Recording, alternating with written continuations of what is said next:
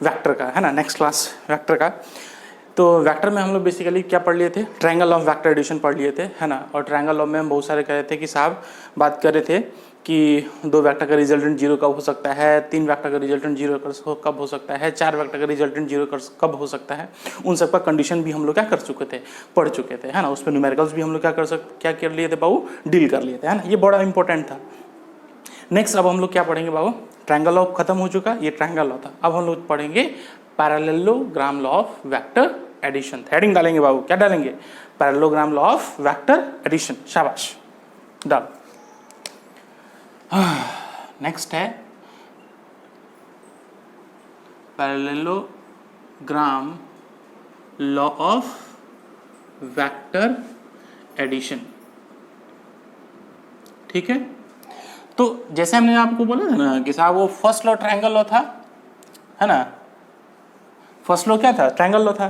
Second law क्या है, parallelogram law है ना, वेक्टर एडिशन में। और थर्ड लॉ क्या था, polygon law of vector addition, है ना। तो हम लोग बारी बारी करके एक एक को डील करेंगे। अगर ट्रायंगल लॉ हम लोग आ गया ना बाबू, तो पैरेललोग्राम लॉ और पॉलीगॉन लॉ दोनों एक ही जैसे है ना, कोई दिक्कत की बात नहीं, बस कहने का तरीका अलग अलग है। कहते हैं क्या कि मान लो कि 2 वेक्टर है ना, मान लो कि ये 2 वेक्टर है, ये आपका ए वेक्टर है और ये आपका कोई भी ऐसे बी वेक्टर है, ठीक है।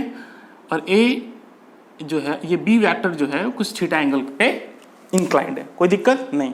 अब कह रहा है क्या कि हमें क्या चाहिए, रिजल्टेंट चाहिए। अरे जोड़ना है तो रिजल्टेंट वेक्टर चाहिए। तो रिजल्टेंट वेक्टर क्या चाहिए हमें, A vector plus B vector चाहिए। किसके अकॉर्डिंग, तो parallelogram law of vector addition के अकॉर्डिंग, है ना। तो पैरेललोग्राम लॉ क्या कहता है, तो इसका अपना खुद एक कहना है। कहता है क्या कि हम लॉ है तो हमने बनाया है, बनाया क्या है, तो कहता है क्या कि पहले समझ लो कि पैरेललोग्राम लॉ क्या है। कहता है क्या कि या तो दोनों के टेल, या तो दोनों वेक्टर के टेल और नहीं तो दोनों वेक्टर का हेड एक साथ कर लो। पहले समझ लो, कहता है कि अकॉर्डिंग टू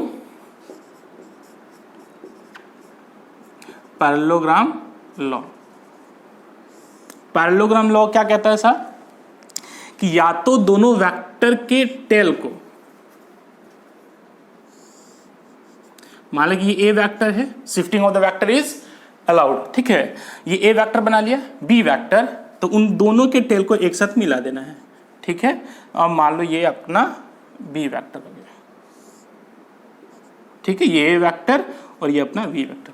कहते हैं क्या, या तो दोनों का टेल और नहीं तो दोनों का हेड। तो पहले हम टेल के बारे में बात करते हैं कि या तो दोनों का टेल और नहीं तो दोनों का हेड आपस में मिलाओ। कैसे, तो देखो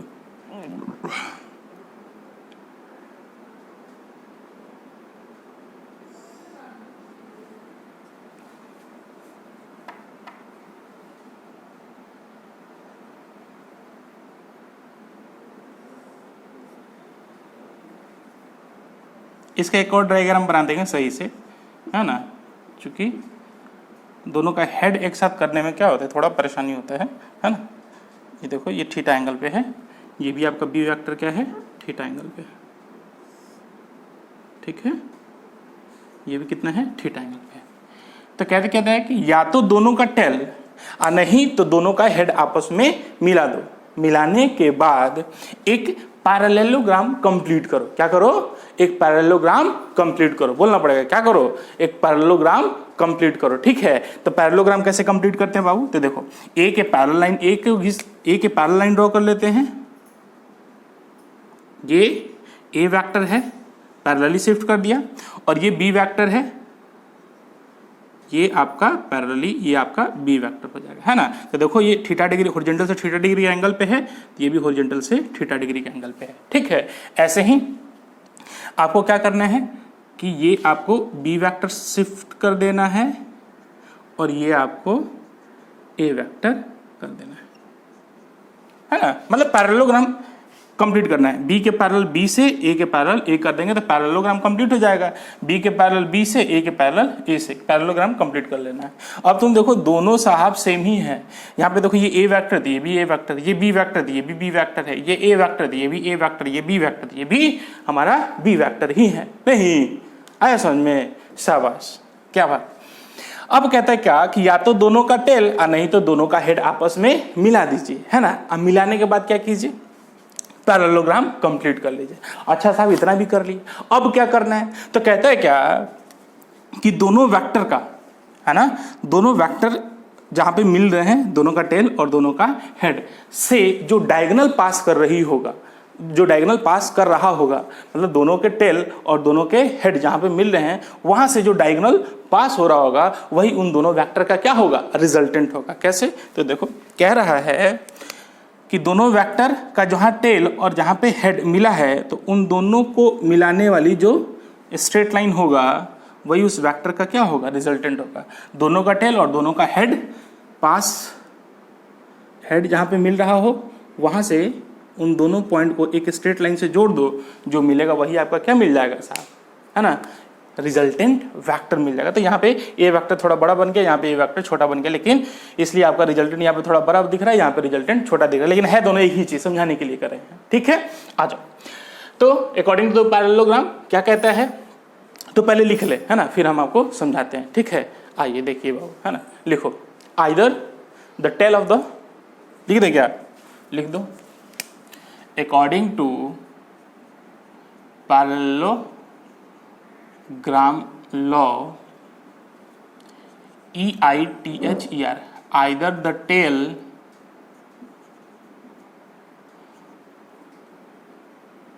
or head of the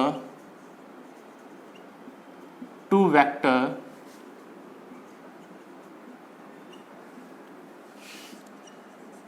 kept upon each other, kept upon each other, या तो दोनों का टेल नहीं तो दोनों का हेड आपस में क्या कर दे? each other, and then complete the parallelo, then complete a parallelogram. ठीक है, और उसके बाद क्या करना है साहब? एक पैरेललोग्राम क्या करना है? कंप्लीट करना है। Now the diagonal passing through, diagonal passing through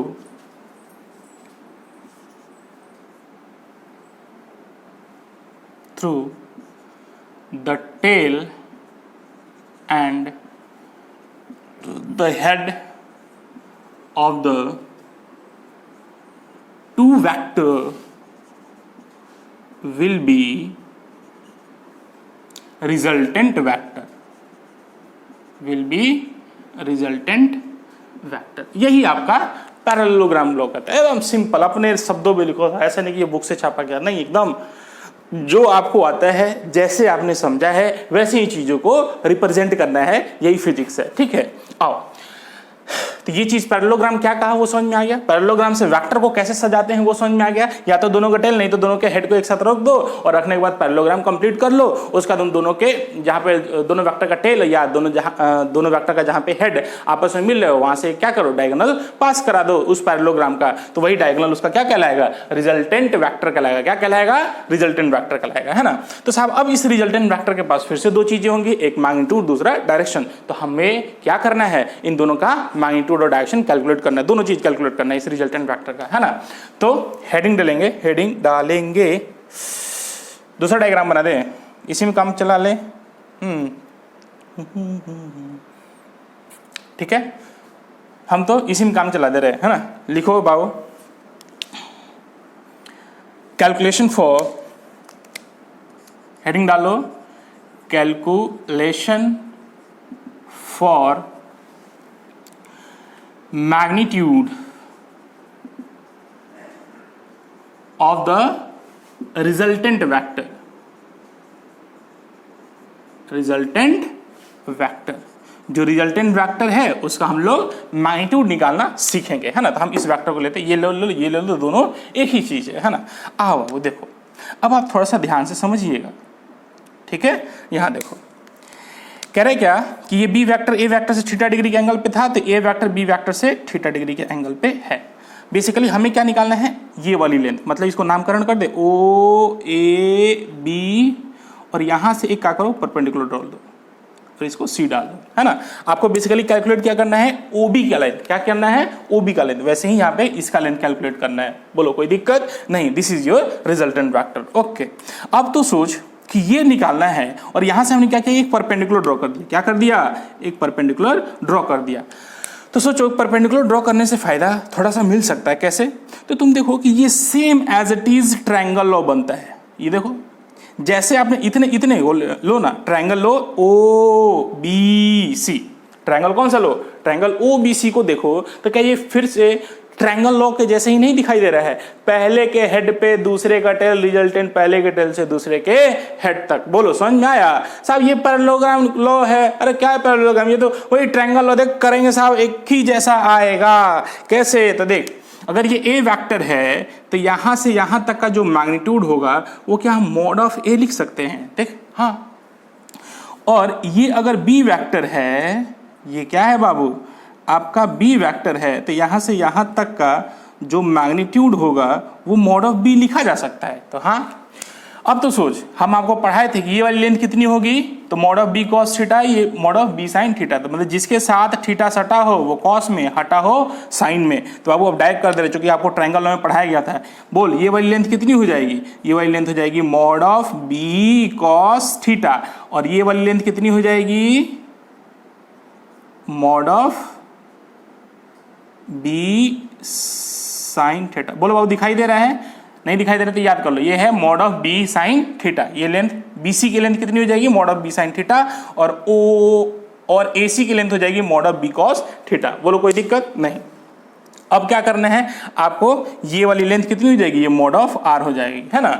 तो लिखो in triangle O B C में, नहीं तो क्या लिखोगे, ओ बी का स्क्वायर बराबर होगा बाबू, OB का स्क्वायर बराबर होगा OC का स्क्वायर प्लस BC का स्क्वायर, OC का स्क्वायर प्लस BC का स्क्वायर। OB का स्क्वायर क्या है बाबू, मॉड ऑफ आर। क्या यही निकालना है, शाबाश बाबू, देखते रहें लिखते रहें, है ना।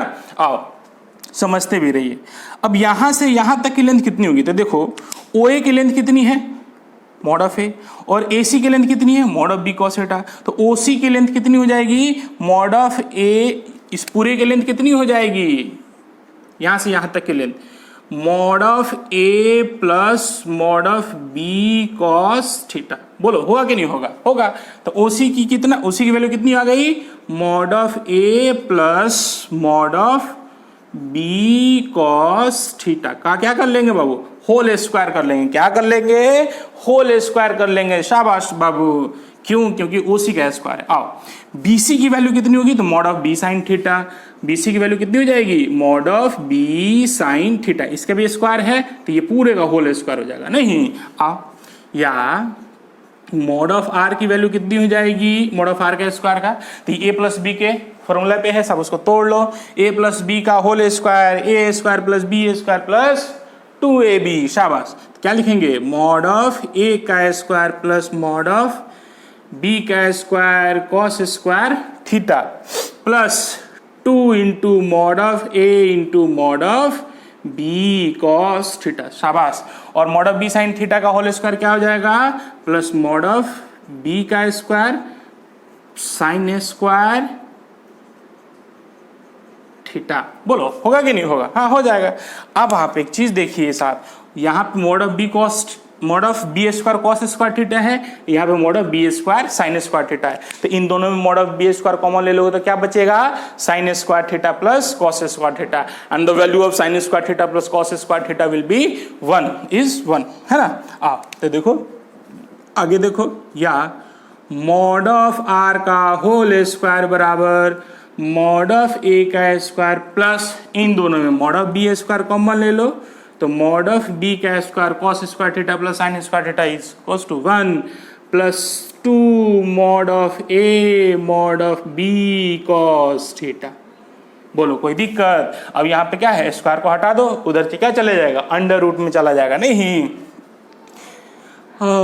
या मॉड ऑफ आर बराबर अंडर रूट कर लो, नहीं अंडर रूट में क्या आ जाएगा, मॉड ऑफ ए का square plus mod of B का square plus 2 into mod of A mod of B cos theta.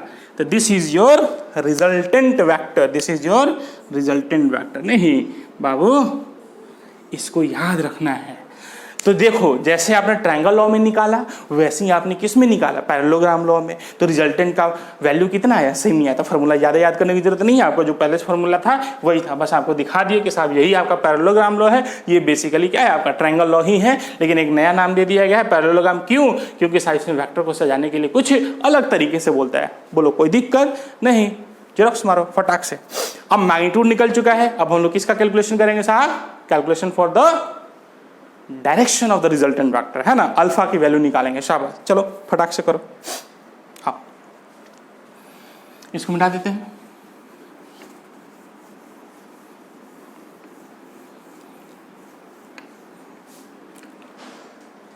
जल्दी करें।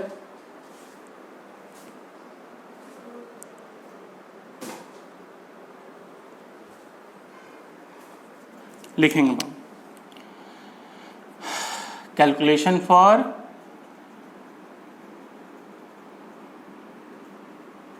डायरेक्शन ऑफ आर वेक्टर, है ना। आर वेक्टर का डायरेक्शन देखेंगे तो डायरेक्शन को हम लोग किससे दिखाते हैं, अल्फा से। और अल्फा कहां से लिया जाता है, हमेशा फर्स्ट वेक्टर से, है ना। यहाँ पे रिजल्टेंट क्या कर रहे हैं, ए plus B, A vector plus B vector. तो ये आपका क्या है, हमेशा फर्स्ट वेक्टर होगा। बोलो कोई दिक्कत नहीं। तो अल्फा हमेशा किससे लिया जाता है, फर्स्ट वेक्टर से लिया जाता है, ये हमेशा याद रखिएगा। बोलो कोई दिक्कत नहीं। आओ तो देखो, इसमें भी वही कर लो। इन ट्रायंगल, ये देखो ट्रायंगल में ओ बी सी में, in triangle O B C में देखो, अगर आप tan अल्फा की बात करोगे, क्योंकि अगर अल्फा लोगे तो इस वाले ये होगा परपेंडिकुलर, ये हो जाएगा बेस, दोनों पता है निकल जाएगा।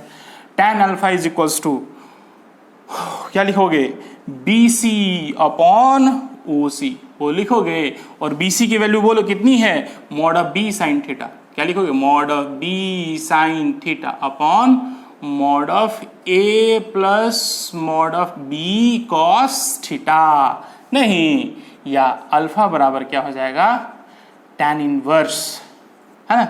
ये पूरा का पूरा चीज ब्रैकेट में आ जाएगा, mod of B sine theta upon mod of A plus mod of B cos theta. शाबाश, यही आपका क्या निकल गया, अल्फा, है ना। और अल्फा कहां से होता है, इट इज ऑलवेज टेकन, याद कर लो, फ्रॉम फर्स्ट वेक्टर। ये हमेशा किससे होता है बाबू, फर्स्ट वेक्टर से होता है। क्यों? क्योंकि साहब ऐसे देखो तो ऐसे दिख रहा है कि देखो जितना हॉरिजॉन्टल के साथ जो अल्फा एंगल है वही ए वेक्टर के साथ भी अल्फा एंगल है। लेकिन ऑलरेडी अगर क्वेश्चन में बोले कि ए वेक्टर अगर हॉरिजॉन्टल से 30 डिग्री के एंगल पे है ना, तो जो आप अल्फा निकालोगे तो वो मान लो कि अगर 30 डिग्री आ गया और पूछ देगा कि बताओ रिजल्टेंट हॉरिजॉन्टल से कितने एंगल पे है, तो साहब वो 30 डिग्री हॉरिजॉन्टल से नहीं आया। मगर मान लो कि ए वेक्टर हम क्या बोले थे, पता नहीं हम क्या बोले थे कि ए वेक्टर हॉरिजॉन्टल के साथ ऑलरेडी मान लो 15 डिग्री के पे है ना। और रिजल्टेंट जो आया वो ए वेक्टर से 30 डिग्री पे है। अब पूछेगा कि बताओ अल्फा की डायरेक्शन क्या होगी, हॉरिजॉन्टल से। तो हॉरिजॉन्टल से कितना होगा, 15 प्लस 30 45 हो जाएगा। इसलिए हमेशा याद रखो alpha is always taken from first vector. Very good, this is the triangle. इसे बेस्ट न्यूमेरिकल भी हम लोग डील कर चुके हैं, है ना। चलो बाबू आगे बढ़ते हैं। नेक्स्ट हम लोग हेडिंग डालेंगे बाबू, polygon law of vector addition, है ना। आओ क्या हेडिंग डालेंगे, polygon law of vector addition.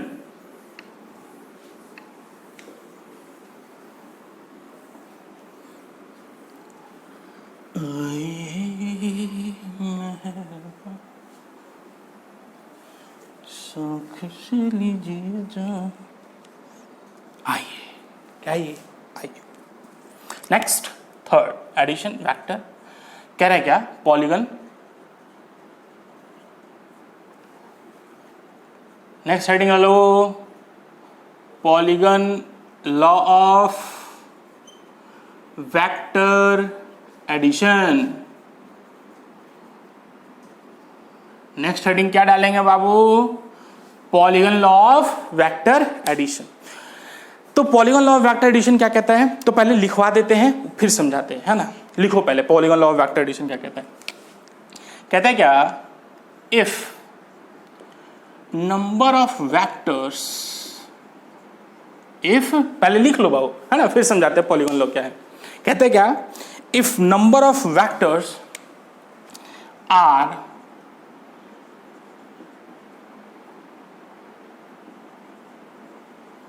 are represented by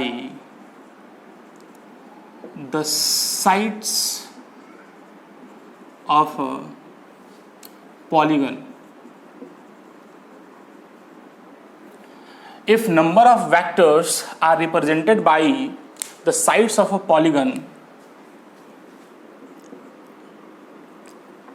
in a order, then the closing phase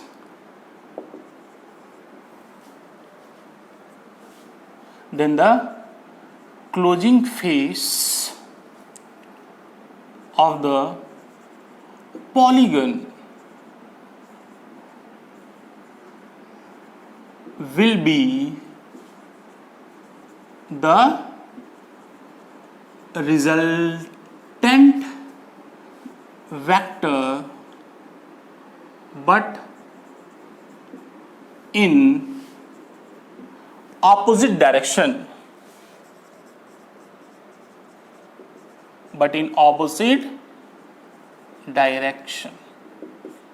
है ना। क्या कहता है वो पहले समझेंगे। कहता है क्या, if the number of vectors are represented by the side of a polygon regular polygon, ठीक है, लिखना चाहो तो और अच्छे से लिख लो, regular sides of a regular polygon in order, then the closing face of the polygon will be the resultant vector but in opposite direction। मतलब क्या कहता है, ध्यान से सुनो। पॉलीगन, पेंटागन, हेक्सागन, ये सब हमारे क्या होते हैं, पॉलीगन्स होते हैं, है ना। आओ, अगर मान लो कि हम एक हेक्सागन बनाते हैं, क्या बनाते हैं बाबू, हेक्सागन बनाते हैं। हेक्सागन में कितने साइड्स होते हैं, 6 साइड्स होते हैं। वो 6 साइड्स हमने बना लिया, है ना। थोड़ा सा डायग्राम इसका जितना ही अच्छे से होगा आपको फील उतना ही आएगा, है ना। अगर मान लो कि ये हेक्सागन है और इसकी साइड लेंथ मान लो जो भी है ये है ना। तो कह रहा है क्या कि इसके साइड्स का नंबरिंग कर लो, ABCDEF कर लिया साहब, ठीक है। कह रहे क्या कि मान लो कि यही पॉलीगन है, ये पॉलीगन क्या है हमारा, हेक्सागन है। तो इस हेक्सागन के if the number of vector represented by the sides of a regular polygon, अगर इस पॉलीगन के जो साइड्स हैं अगर वो वेक्टर की तरह ट्रीट करने लगे, मतलब इसको यहाँ पे अगर एरो दे देंगे तो ये क्या बन जाएगा, एक वेक्टर बन जाएगा। अगर यहाँ पे एक एरो दे देते हैं तो ये भी एक वेक्टर बन जाएगा, BC एक वेक्टर, यहाँ पे AC एक वेक्टर हो जाएगा, यहाँ पे BC एक वेक्टर हो जाएगा। उसके साइड्स का एक वेक्टर बना देते हैं, यहाँ पे CD एक वेक्टर बन जाएगा, ये भी ED वेक्टर हो जाएगा, FE वेक्टर हो जाएगा। तो कह रहा है क्या कि यहाँ से देखो ये वाली लाइन के बारे में थोड़ा सोचना, इसमें वेक्टर नहीं दिखा रहे हैं। कह रहा है क्या कि if the number of vectors are represented by the sides of a polygon, है ना, जो भी पॉलीगन के साइड्स हैं, है ना, then the sides of the polygon are represented by a vector, अगर वेक्टर के द्वारा रिप्रेजेंट होने लगे, देन द क्लोजिंग फेस, सोचो कि यही एक क्लोजिंग फेस है, क्योंकि अब इतने सारे वेक्टर मिल गए। अब मिलने के बाद अगर ये वेक्टर और मिल जाएगा तो ये फेस को क्या कर देगा, क्लोज कर देगा, मतलब इस हेक्सागन को क्या कर देगा, क्लोज कर देगा। तो कहते हैं ये क्लोजिंग फेस है ना। तो क्लोजिंग फेस मतलब will be resultant vector, closing face will B resultant vector. ऐसे तुम सोचना कि डिस्प्लेसमेंट इज ए वेक्टर, आप यहाँ से चले, यहाँ से चले, यहाँ से चले, यहाँ से चले, है ना, तो पूछ देगा what is the displacement of the particle. तो डिस्प्लेसमेंट जहाँ से शुरू हुआ था, जहाँ से खत्म हुआ, उन दोनों को मिलाने वाली रेखा, यही तो डिस्प्लेसमेंट होगा, है ना। तो एक तरीके से यही क्या है, क्लोजिंग फेस है। तो closing face will be the resultant vector, है ना। एज इट इज यहाँ पे देखो कि ये सब वेक्टर वेक्टर वेक्टर वेक्टर हो गए। अब ये क्लोजिंग फेस हो रहा है, तो सोचो अगर यहाँ तक वेक्टर हो गए हैं तो सोचो कि अगर हमें पूछे कि अगर ये लेंथ है तो बताओ डिस्प्लेसमेंट कितनी होगी, डिस्प्लेसमेंट का मैग्नीट्यूड कितना होता है। डिस्प्लेसमेंट यहाँ से यहाँ तक की लेंथ, यही तो डिस्प्लेसमेंट होगा। पार्टिकल यहाँ से चला, चल चल के यहाँ पहुँच गया, तो डिस्प्लेसमेंट कितना होगा, यहीं से यहीं डिस्प्लेसमेंट होगा, तो यही हमारा रिजल्टेंट वेक्टर होगा। Then the closing face will be the resultant vector हमेशा। लेकिन अपोजिट इन डायरेक्शन, लेकिन साहब ये क्या होगा, ये अपोजिट इन डायरेक्शन होगा। जो क्लोजिंग फेस का डायरेक्शन होगा, then the closing face will be the resultant vector, but opposite in direction, but in opposite direction वहां पे लिखा हुआ, ठीक है, बट अपोजिट इन डायरेक्शन। तो अपोजिट इन डायरेक्शन यही हमारा क्या हो जाएगा, ये हमारा रिजल्टेंट वेक्टर हो जाएगा। बोलो कोई दिक्कत साहब, यही पॉलीगन लॉ है ना। इसमें न्यूमेरिकल्स बहुत तरीके से आते हैं साहब, बहुत न्यूमेरिकल्स भी करा देते हैं। देखो पहले एक बेसिक न्यूमेरिकल करते हैं हम लोग, है ना। हम डायग्राम यही रहने देते हैं। देखो क्वेश्चन, देखो क्वेश्चन कहते हैं, डायग्राम यही रहने देते हैं, है ना, इसी पे क्वेश्चन हम लोग करा देते हैं। कह रहे क्या कि एक रेगुलर हेक्सागन है, क्या है, एक रेगुलर हेक्सागन है। उस रेगुलर हेक्सागन की जो साइड्स हैं वो ए है ना। साइड्स कितनी हैं, सब ए लेंथ की उनकी साइड्स हैं। तो कह रहा है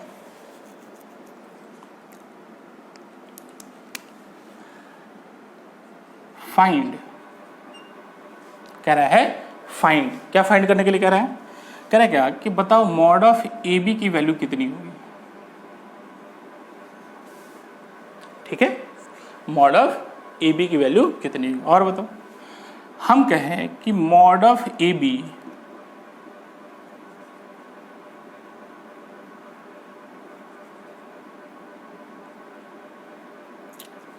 प्लस मॉड ऑफ बी सी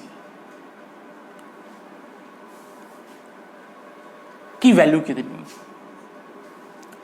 अगर हम बोल दें mod of A B plus mod of plus B C का मैग्नीट्यूड कितना होगा। पहले इन तीन चीज़ों के बारे में थोड़ा सा समझना है साहब, है ना, क्योंकि डाउट्स हमें यही आता है। क्वेश्चन क्या कहा गया कि एक रेगुलर हेक्सागन है जिसकी साइड्स क्या है, साइड लेंथ ए है, तो कह रहा है कि find mod of A B vector. तो ए बी वैक्टर का मैग्नीट्यूड कितना होगा, तो साहब बोल कितना होगा, mod of A B vector की वैल्यू हो जाएगी ए, बात खत्म। देखिए यहाँ पे आंसर यही है, ये A mod of A B vector पूछ दे, या mod of B C, mod of C D, mod of D E, mod of E of, mod of जो भी होगा, सबकी वैल्यू कितनी होगी ए, क्योंकि सबका मैग्नीट्यूड क्या है, सेम। अब कह रहे हैं क्या कि mod of A B plus mod of B C की वैल्यू कितनी होगी। तो साहब इसकी वैल्यू कितनी है ए, और बी सी की वैल्यू कितनी है ए, तो क्या लिख देंगे ए प्लस ए, कितना हो जाएगा, सिंपल 2a हो जाएगा। बोलो कोई दिक्कत। लेकिन अब क्वेश्चन पूछ रहा है क्या कि A B vector plus B C vector का मैग्नीट्यूड, होल मैग्नीट्यूड कितना होगा। तो साहब ये रिजल्टेंट है, ये A1 वैक्टर मान लो, ये A2 वैक्टर है, ये A वैक्टर है, ये B वैक्टर। बात समझ में आ रही है साहब। तो कह रहे हैं नहीं समझ में आ रहा तो इसको लिख लो। मान लो कि ये आपका क्या है, A वैक्टर है, ये आपका B वैक्टर है, ये C वैक्टर है, ये D वैक्टर है, ये E वैक्टर है, ये आपका F वैक्टर है ना। तो यहाँ पे क्वेश्चन में गिवन है कि मॉड ऑफ ए वैक्टर बराबर है मॉड ऑफ बी वैक्टर बराबर मॉड ऑफ सी बराबर मॉड ऑफ डी बराबर मॉड ऑफ ई बराबर मॉड ऑफ एफ बराबर क्या है, ए है, ठीक है। ये गिवन है आपको, है ना। आपको नहीं समझ में आ रहा तो आप ऐसे लिख लो, है ना। तो बेसिकली ये देखिए क्या है, तो ये basically mod of A vector plus B vector का मॉड पूछा ना, नहीं ए बी क्या है, ए वेक्टर, और बी सी क्या है, बी वेक्टर। तो ये पूछा आपको mod of A plus B vector. तो ये क्या पूछा, रिजल्टेंट, मतलब इस वेक्टर ए वेक्टर और बी वेक्टर का रिजल्टेंट वेक्टर क्या होगा। तो तुम ध्यान से देखो, एक काम करो, हम एक डायग्राम अलग बना लेते हैं जिसमें आपको बताते जाएंगे।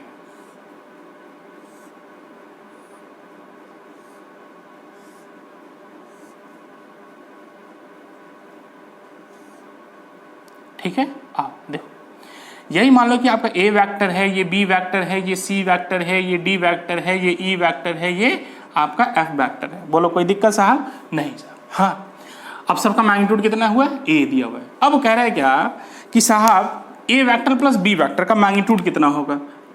तो साहब यही पूछ रहा है। तो ये है आपका ए वेक्टर प्लस बी वेक्टर का मैग्नीट्यूड, ये पूछ रहा है कितना होगा। बोलो बात समझ में आ गई कैसे। तो पहले के, अब ये तो वेक्टर बन जाएंगे, पहले के हेड पे दूसरे का टेल, रिजल्टेंट पहले के टेल से दूसरे के हेड तक चले जाएगा। तो ट्रायंगल लॉ से इस वेक्टर का एडिशन निकाल सकते हैं। बोलो हाँ कि ना, एकदम करेक्ट है, तो निकल सकता है। लेकिन तुमको सोचना पड़ेगा कि साहब ए वेक्टर और बी वेक्टर के बीच का एंगल क्या है। तो साहब ए वेक्टर और बी वेक्टर के बीच का एंगल हमेशा 60 डिग्री होगा। ये हमेशा 60 डिग्री पे होंगे, ये हमेशा 60 डिग्री पे होंगे, है ना। इस वेक्टर से ये हमेशा 60 डिग्री पे होंगे, सभी वेक्टर एक दूसरे से क्या होंगे, 60 डिग्री के एंगल पे होंगे। बोलो कोई दिक्कत नहीं। तो जितना भी टर्निंग होगा, चूंकि 6 बार क्लोज फेस कर रहा है तो 360 डिग्री हो जाएंगे क्लोज फेस में, टोटल एंगल सब्सटेंड हो जाएगा 360 एंड 360 डिवाइडेड बाय 6 पार्ट, तो कितना होगा 60। तो एक साइड कितना एंगल सब्सटेंड करेगा, 60 डिग्री पे, दूसरा साइड मुड़ जाएगा। हर एक 60 डिग्री पे हर एक साइड क्या होंगे, अपना रोटेशन चेंज करेंगे। आओ साहब, तो इतना समझ में आ गया इन दोनों वेक्टर के बीच का एंगल कितना है, 60 डिग्री। तो साहब बोलो ये कितना होगा, इतना बराबर लिखेंगे या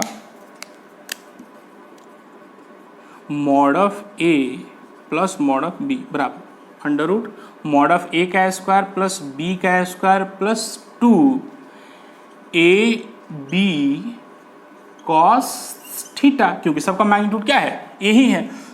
ये कितना आ गया बाबू, under root 2a square plus 2a square, और cos 60 की वैल्यू होती है हाफ, ये कटा बचा √3a। तो ये आ गया आपका mod of a plus B का होल मॉड, या ये आ गया आपका a और b का रिजल्टेंट वेक्टर का मैग्नीट्यूड, है ना।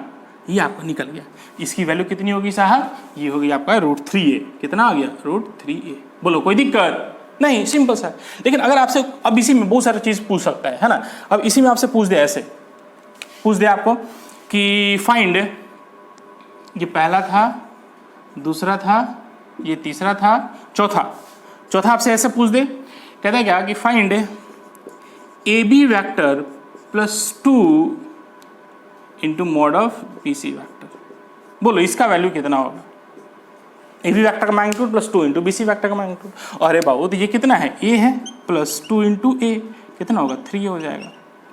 नहीं, हम बोल दें कि यहाँ पे हम आपको ऐसे बोल दें कि ए वैक्टर का मैग्नीट्यूड प्लस बी वैक्टर का मैग्नीट्यूड प्लस सी वैक्टर का मैग्नीट्यूड प्लस डी वैक्टर का magnitude plus F vector E vector का मैग्नीट्यूड प्लस एफ वैक्टर का मैग्नीट्यूड कितना हो जाएगा, सबका वैल्यू तो एक ही है, ए ही है, तो ये कितना हो जाएगा 6a के बराबर हो जाएगा।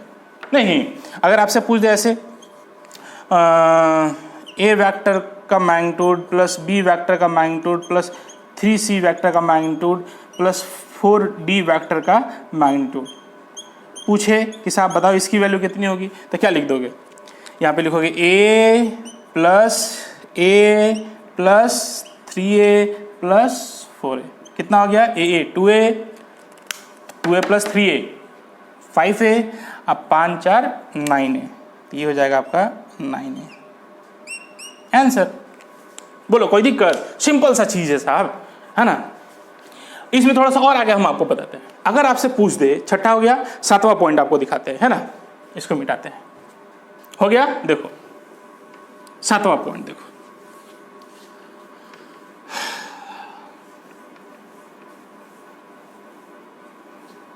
सात नंबर में पूछा कि साहब find A vector plus B vector plus C vector का मैग्नीट्यूड बताओ कितना होगा। A vector plus B vector plus C vector का मैग्नीट्यूड कितना होगा, तो साहब कोई दिक्कत नहीं है। तो तुम सोचो कि A vector plus B vector plus यही आपका तो सी वेक्टर है ना, A B A vector B vector ये सी वेक्टर, तो इन सब का रिजल्टेंट क्या होगा, ये होगा रिजल्टेंट वेक्टर, ये होगा A vector plus B vector plus C vector का मैग्नीट्यूड। बोलो है कि नहीं साहब, नहीं का, ठीक है। तो ये कितना होगा, तुम सोचो, यहां ध्यान से देखो। अब सोचो कि ये हमारा ए वेक्टर है और ये आपका बी वेक्टर है, और ए वेक्टर और बी वेक्टर का मैग्नीट्यूड कितना है साहब 60 डिग्री। अगर दोनों का मैग्नीट्यूड ए वेक्टर और बी वेक्टर दोनों का मैग्नीट्यूड कितना है ए, और दोनों कितने एंगल पे हैं, तो 60 डिग्री के एंगल पे। बोलो बात समझ में आ रही है। तो 60 डिग्री के एंगल पे अगर है, अगर 60 डिग्री के एंगल पे अगर है बाबू, दिखाई दे रहा है आप लोगों को,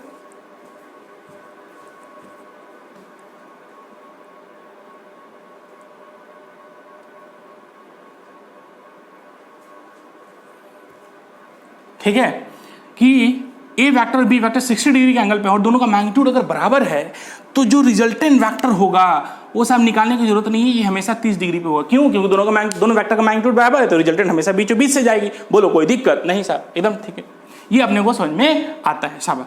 अब आप देखो, अब आपको देखना क्या है कि हमें निकालना है A vector plus B vector plus C vector का मैग्नीट्यूड कितना है, और हमें तो 3 वेक्टर का निकालने नहीं आता है। तो सोच, हमें 2 वेक्टर का निकालने आता है ट्रायंगल लॉ से। तो तुम सोचो, आप सोचो एक ये वेक्टर ये है और ये वेक्टर ये है, क्योंकि ये वेक्टर कितना है, mod of A plus mod of B, इन दोनों का रिजल्टेंट यही दे दिया। तो इसको जोड़ दें और इसको जोड़ देते, यही तो मिलेगा हमें। बात समझ? हमें क्या चाहिए, इसको जोड़ना है प्लस इसको जोड़ना है प्लस इसको जोड़ना है, हमें तीनों को जोड़ना है। तो 3 वेक्टर का एडिशन हमें आता नहीं है, अभी फिलहाल तक नहीं आता है, बाकी आगे आएगा एनालिटिकल मेथड से। तो इस वेक्टर 3 वेक्टर को जोड़ना है, तो 3 वेक्टर को जोड़ नहीं आता है। तो हमने क्या किया, पहले 2 वेक्टर को जोड़ दिया, तो इन दोनों का रिजल्टेंट यहाँ आ गया। अब हमें क्या करना है कि ए plus B plus C vector निकालना है। तो हमें इतने को जोड़ना है, तो इससे अच्छा इसको ले लेते हैं और फिर इस वेक्टर को ले लेते हैं, इस वेक्टर को ले लेते हैं। कौन सा है, ये एक रिजल्टेंट वेक्टर जो ब्लू वाली दिख रहे हैं, ये वाली वेक्टर और ये वाली वेक्टर को ले लेंगे, तो क्या ये रिजल्टेंट नहीं मिल जाएगा? तो हाँ मिल जाएगा। तो हमें तो देखना पड़ेगा साहब कि साहब ये कितना एंगल सबटेंड कर रहा है, मतलब यहां से यहां तक का एंगल कितना होगा, ये अपने को देख लेना। ठीक है, अब तो देख, हॉरिजॉन्टल के साथ ये लाइन कितना बना रही है, 60 डिग्री। नहीं, ये हॉरिजॉन्टल के साथ कितना बना रही है, 60 डिग्री एंगल बना रही है। और हॉरिजॉन्टल के साथ ही ये वाली लाइन कितना बना रही है, तो 30 डिग्री। नहीं, तो तुम सोच, तो पूरा का पूरा कितना था, ये पूरा कितना था, 60 डिग्री। कितना था, 60 डिग्री। नहीं समझ में आ रहा है? अरे यार, ये हॉरिजॉन्टल के साथ ये बी लाइन कितना है, 60 डिग्री पे है ना, तो 60 डिग्री हॉरिजॉन्टल के साथ ये लाइन 60 डिग्री बना लिया, और रिजल्टेंट हॉरिजॉन्टल के साथ 30 डिग्री पे है, तो 30 डिग्री बना लिया। तो तुम सोच, अगर ये पूरा 60 है, ये 30 है, तो ये वाला कितना होगा साहब, ये भी वाला 30 डिग्री होगा, ये वाला भी कितना होगा, 30 डिग्री। शाबाश बाबा। अब तो सोच, ये वाला कितना है, 60 डिग्री ऑलरेडी है, तो हमें ये वाला एंगल पूरा चाहिए, तो ये वाला पूरा एंगल कितना हो जाएगा, 90 डिग्री। कितना हो जाएगा, 90 डिग्री। तो अगर ये पूछा तो कितना हो जाएगा, तो डायरेक्ट लगा लो, अंडर रूट 3a का स्क्वायर प्लस a का स्क्वायर, बाकी cos 90 हो जाएगा, बराबर under root 3a square plus a square कितना हो जाएगा, अंडर रूट 4a स्क्वायर बराबर 2a। ये आंसर आपका। बोलो बाबू, कोई दिक्कत नहीं साहब, ऐसे निकल जाए, ऐसे और भी आगे जाते जाइएगा तो सेम एज इट इज वैसे ही मिलते जाएगा, है ना। बोलो कोई दिक्कत, क्या इस टाइप के क्वेश्चन बन जाएंगे, तो हाँ बन जाएंगे साहब। बोलो हाँ, चलो एक नया वैरायटी आप क्वेश्चन आपको कराते हैं। देखो जल्दी जेरोक्स करो, इसको मिटाते हैं।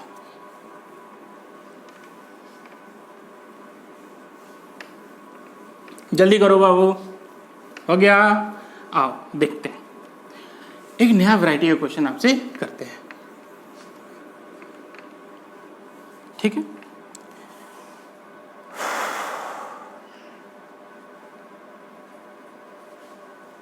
क्वेश्चन यही है, कह रहा है क्या कि एक रेगुलर क्या है आपका, हेक्सागन है। क्या है, एक रेगुलर, मान लीजिए ये वेक्टर है, एक रेगुलर हेक्सागन है। क्या है, एक रेगुलर हेक्सागन। कहते हैं क्या कि रेगुलर हेक्सागन में ये इसका सेंटर है, जिसको हम लोग O से दिखा रहे हैं। ये क्या है, इसका सेंटर है, O से दिखा रहे हैं, ठीक है। इस सबको हटा दो,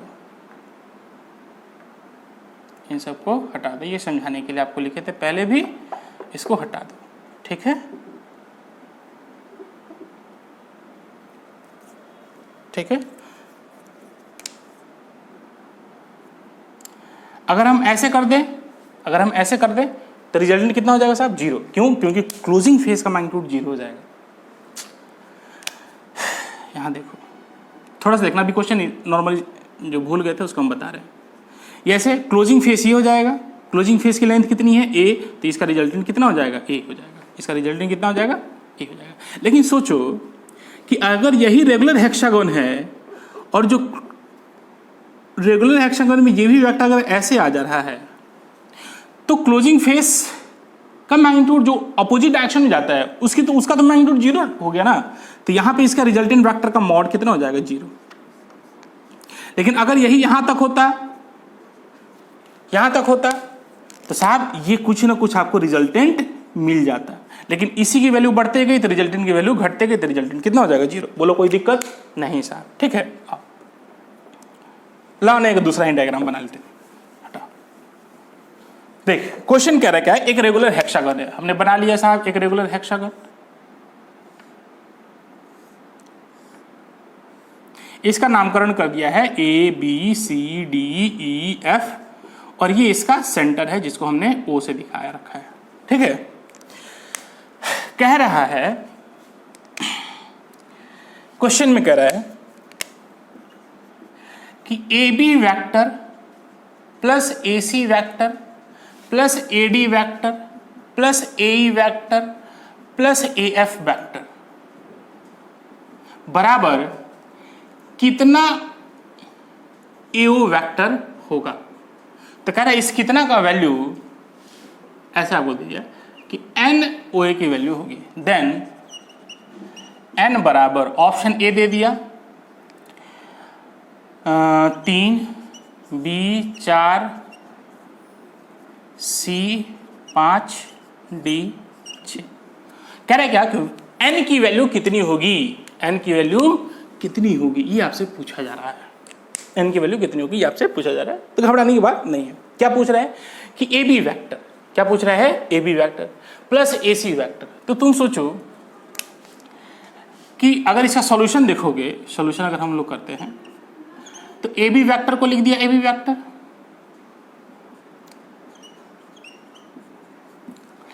अब तुम सोचो कि AC वेक्टर को क्या लिख सकते हैं। नहीं AB वेक्टर को अगर लिखना है तो AB वेक्टर ऐसे हो जाएगा AB वेक्टर, ठीक है। तो AB वेक्टर को हम लोग क्या ऐसे लिख सकते हैं, देखो हमें AO के टर्म में लाना है तो इसको लिखेंगे AO vector plus OB vector. बोलो ऐसे लिख सकते हैं, क्यों, कैसे देख, ये वेक्टर चाहिए तो इस वेक्टर को क्या हम ऐसे और ऐसे दिखा सकते हैं। तो ये आपका आ जाएगा AO वेक्टर और ये आपका आ जाएगा OB वेक्टर। बोलो ऐसे है कि नहीं सर। अब पहले के हेड पे दूसरे के टेल, रिजल्टेंट पहले के टेल से दूसरे के हेड तक AB रिजल्टेंट वेक्टर मिल गया ना, देखो कोई दिक्कत नहीं है। मतलब AB वेक्टर को हम लोग OA के टर्म में AO vector plus OB vector लिखा जा सकता है, कोई दिक्कत नहीं। इसी प्रकार AC वेक्टर को क्या लिख सकते हैं, AC वेक्टर को हम लोग लिख सकते हैं, हमें चाहिए AC वेक्टर, है ना। तो क्या लिख देंगे AC वेक्टर को AO vector plus OC vector, है ना। नहीं आपको समझ में आ रहा है तो एक दूसरा डायग्राम आपको बना देते हैं।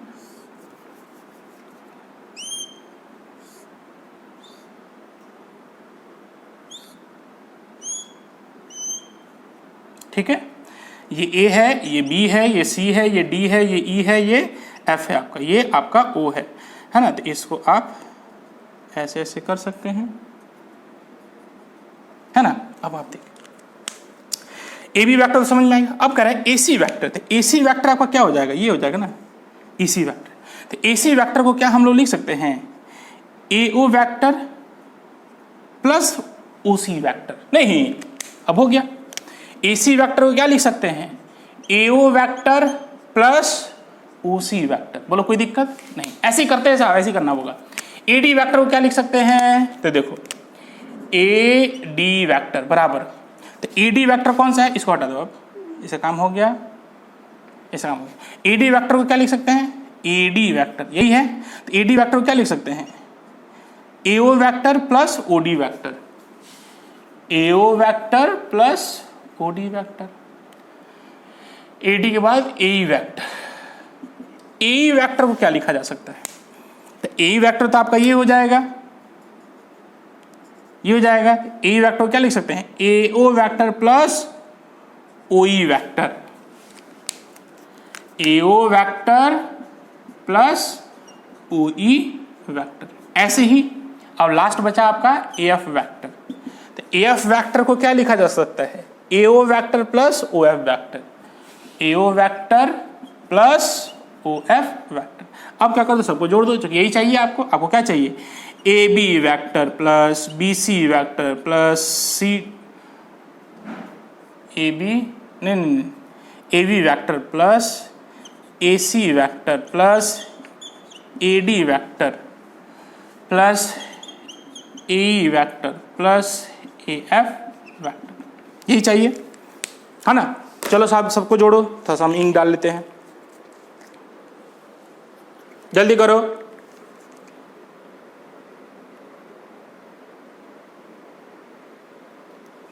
नहीं सब इतना तो हमको आ गया।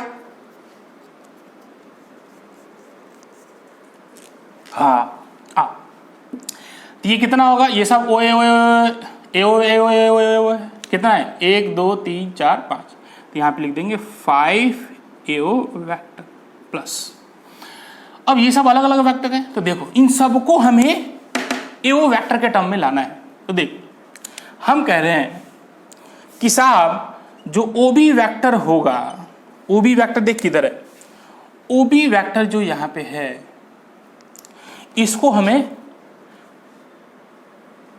ऐसे लाना है, ये OE वेक्टर है, तो हम OB वेक्टर को, OB वेक्टर इधर की ओर एरो ये है और OE वेक्टर ऊपर की ओर एरो है, तो दोनों वेक्टर का मैग्नीट्यूड बराबर होगा लेकिन डायरेक्शन क्या है, अपोजिट है। तो क्या OB वेक्टर को minus of the OE vector लिखा जा सकता है, तो हाँ लिखा जा सकता है। अच्छा OC वेक्टर को क्या लिखा जा सकता है, कहाँ गया OC वेक्टर को क्या लिखा जा सकता है। सोचो कि ये अगर आपका OC वेक्टर है तो ये आपका क्या हो जाएगा OF वेक्टर, तो OC vector is equal to minus of the OF vector, क्योंकि इसका जो डायरेक्शन है इसका डायरेक्शन अपोजिट है, इसका to minus of the OF vector, magnitude तो बराबर ही होगा। अब आप देखो यहां पे AB वेक्टर को क्या हम लिख सकते हैं, AB वेक्टर को हम लिख सकते हैं minus of the OE vector, शाबाश। और OC वेक्टर को माइनस यहाँ पे होगा, OC वेक्टर को minus of the OF vector लिख सकते हैं, बोलो हाँ, हाँ लिख सकते हैं। अब तो सोच जब जोड़ोगे इनको तो OE वेक्टर यहाँ पे है, OE वेक्टर यहाँ पे प्लस में कट्टिस, ये भी कट्टिस, बचा क्या प्लस OD वेक्टर। नहीं अब सोच OD वेक्टर को क्या लिखा जा सकता है, तो ये है आपका OD वेक्टर, O से D जा रहा है, एरो D पे है, तो OD वेक्टर जिधर की ओर OD वेक्टर का डायरेक्शन है उधर ही AO वेक्टर का भी डायरेक्शन है, ये AO वेक्टर है, बोलो हाँ, जिधर की इसका डायरेक्शन उधर ही इसका डायरेक्शन है, दोनों का मैग्नीट्यूड सेम है, तो साहब इसी को पैरेलल एक तरीके से यहाँ शिफ्ट कर दिया गया, तो OD वेक्टर को हम लोग लिख सकते हैं AO वेक्टर प्लस का, नहीं क्योंकि दोनों सेम ही वेक्टर है, तो यहाँ पे लिख देंगे 5 AO vector plus AO vector, कितना आ जाएगा 6 AO वेक्टर, है ना। बाबू देखो अपन समझा रहे थे तो आपको टाइम ज्यादा लगा, है ना, लेकिन ये टाइम ज्यादा लगने वाली चीज नहीं है, है ना, आसानी से बन जाएगा। तो कितना आंसर आ गया साहब 6, दैट इज द आंसर, बोलो कोई दिक्कत नहीं, शाबाश, ठीक है। तो आज के लिए इतना ही करते हैं, नेक्स्ट क्लास में आएंगे।